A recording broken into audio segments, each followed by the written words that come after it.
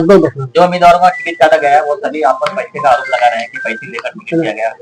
इसके पहले कभी आरोप नहीं किए उन्होंने, आप भी करें। इसके पहले आरोप क्यों नहीं किए बोलो? अभी तक 20 साल नगर सेवक थे, 20 साल में कोई पैसे का आरोप नहीं किया, आप भी कैसे कर रहे हैं? उनको टिकट नहीं मिला इसलिए आरोप कर रहे हैं, कोई बात नहीं।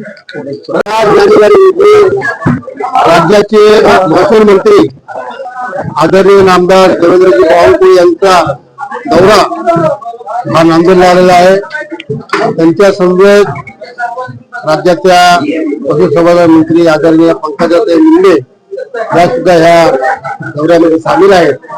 आणि उद्या सायंकाळी 4 ते 5 आमची संचालन समितीची बैठक होणार आहे आणि 5 ते 6 मध्ये भारतीय जनता पक्षाची महानगरची जी निवडणूक आहे आपली महापालिकेची, त्या निवडणुकीच्या प्रचार कार्यालयाचं उद्घाटन हे बावनकुळे साहेबांच्या हस्ते होणार आहे। आणि हे सर्व मिटिंग घेऊन बावनकुळे साहेब हे लातूरकडे जाणार आहेत।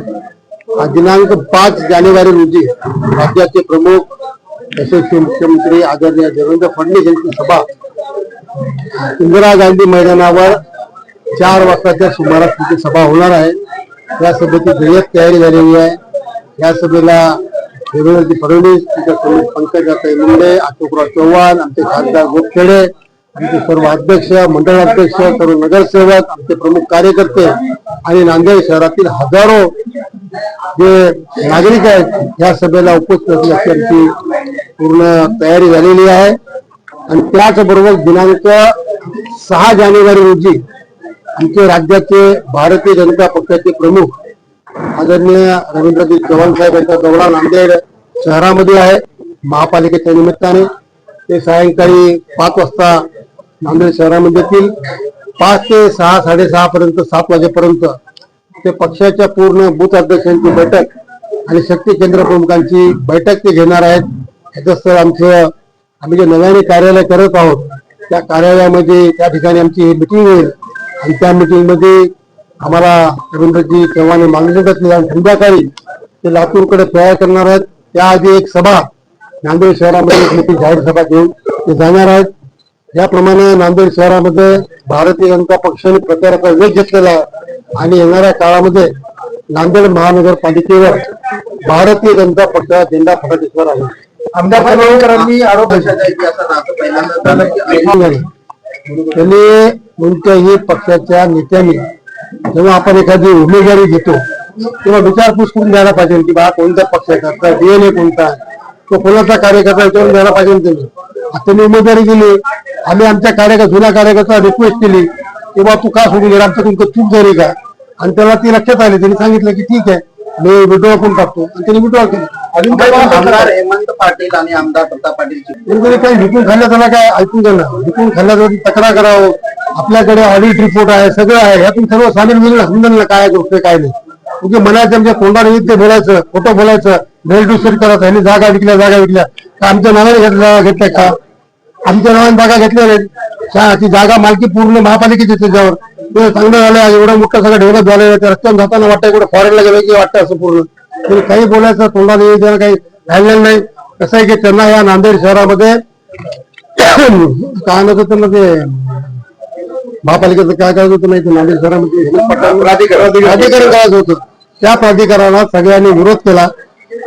त्यांचे स्वतःचे आमदार महाराज कल्याणकर यांचा विरोध होता आणि मधून बोंडाकरांचा विरोध होता, फक्त ते सांगत नव्हते।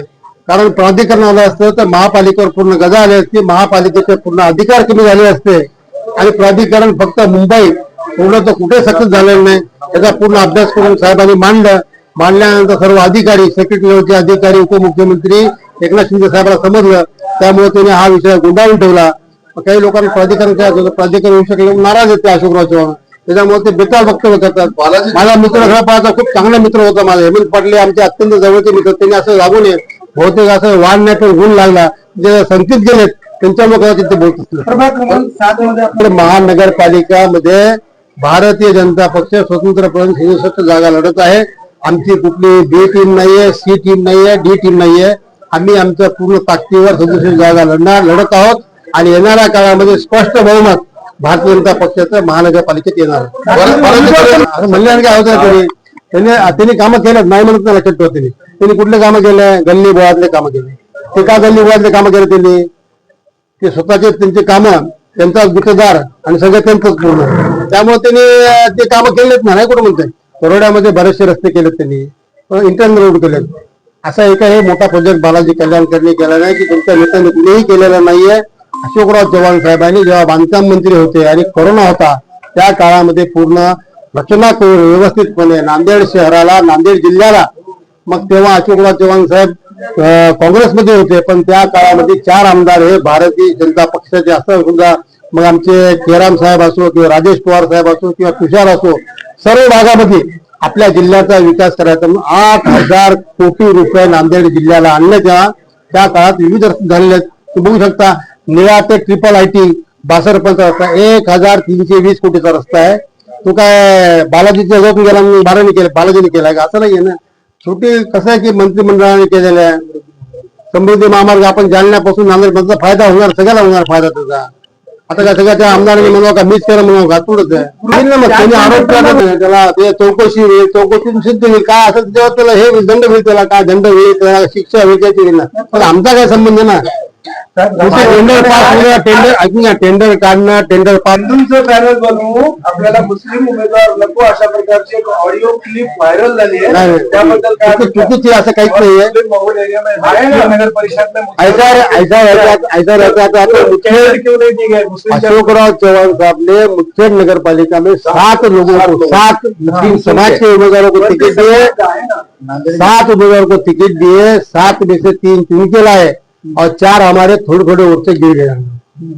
दूसरा वो तो भोकर के अंदर हमने 4 अपक्ष जो थे उनको पाटिंबा दिया और चारों के चारों चुन के आए। नांदेड़ शहर के अंदर 11 में रहो, 12 में रहो, 14 में या 16 में 12 से 15 हम कम से कम मुस्लिम उम्मीदवार दिए। आप यादी देख सकते हैं उसमें कितने दिया है, सबको टिकट दिए है। आप जो चुन के आएंगे देखेंगे वहाँ पे। खुद अशोक चौहान बोल रहे हैं कि भाई अपना हिंदू का पैनल बनाएंगे। ऐसा साहब बोल नहीं सकते, साहब ऐसा बोल ही नहीं सकते।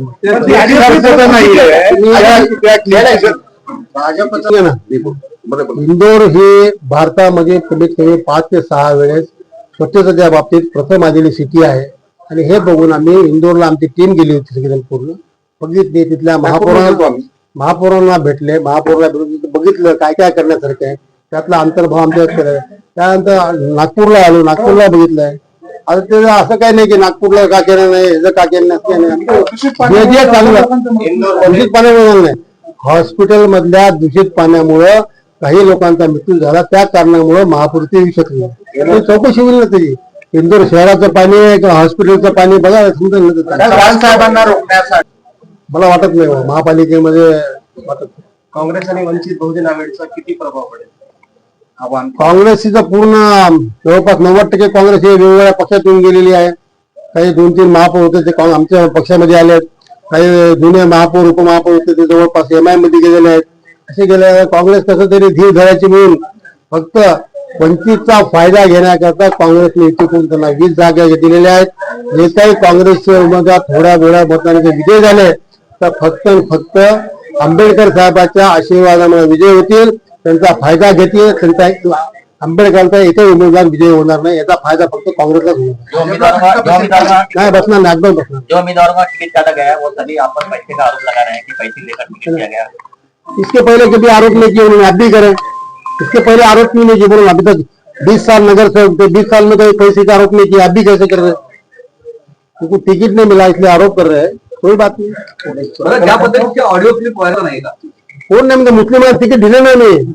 11, 12, 13, 14 बघा ना, पॅनल मध्ये बघा ना तुम्ही, मुस्लिम चार जण प्रभागात दिले। प्रभागातली परिस्थिती कदाचित ती विहित झाली असेल, या पलीकडे काही नाही। उलट मुस्लिम हिंदू हा विषय नाहीच भारतीय जनता पक्षाकडे। आमच्याकडे विकास शहरामध्ये 12 ठिकाणी आम्ही बौद्ध समाजाला उमेदवारी दिलेली आहे, 2-3 ठिकाणी आम्ही मातंग समाजाला दिलेली आहे, मुस्लिम समाजाला दिलेली आहे, प्रत्येक धनगर समाजाला दिलेली आहे। जेवढे घटक आहेत तेवढ्या घटकांना आम्ही ऍडजस्ट करायचा प्रयत्न केला। समाजाच्या किती डॉक्टर, इंजिनियर, क्वालिफाईड तज्ञ लोकांना तुम्ही उमेदवारी दिली? त्या लोकांनी तिकीट मागितलंच नाही ना, ज्यांनी मागितलं त्याला दिले ना, मागितलं दिलं असेल, दिलं असतं, मागितलं दिलं असतं।